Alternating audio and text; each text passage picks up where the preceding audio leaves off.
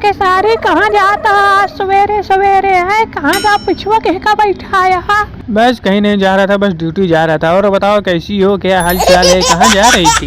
आँख लगाया बटन धोखा देखा ना है, डिब्बा देखा पानी ले गए रहे, पानी ना रहा हमका। ओ मैं सोचा घूमने गई थी, मनोरंजन करने गई थी, क्योंकि घुमक्कड़ नंबर 1 की हो तुम।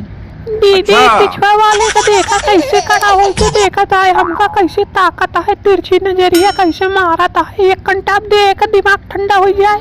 सारी अपने भैया का पिछुआ वाले का समझा ले, हमारा बहनिया का देखा था नहीं, अगर हमारे बहनिया का ताके तो हम एक घंटा में ताक देखते एक दिमाग ठंडा हो जाए। रुका, हम बात कर रहे थे, तू टेंशन ना ले, तो का टेंशन लेके जरूरत है ना आया का हो पिछुआ, तू खड़ा होके लड़किया का झांका था, देखे ना आया का कबो नहीं। खिसारी भैया ऐसी बात नहीं है, पीछे वाली लाल दुपट्टे वाली नीले दुपट्टे वाली कुछ ज्यादा और स्मार्ट बन रही, इसको मैं मने मन गरिया रहा हूँ, बस हो गया। मने मन का है गरिया, बता खुल के गरिया, वही अपन आदमी है, कोनो टेंशन ना है, गरिया वरिया ले चले, कोनो बात ना है।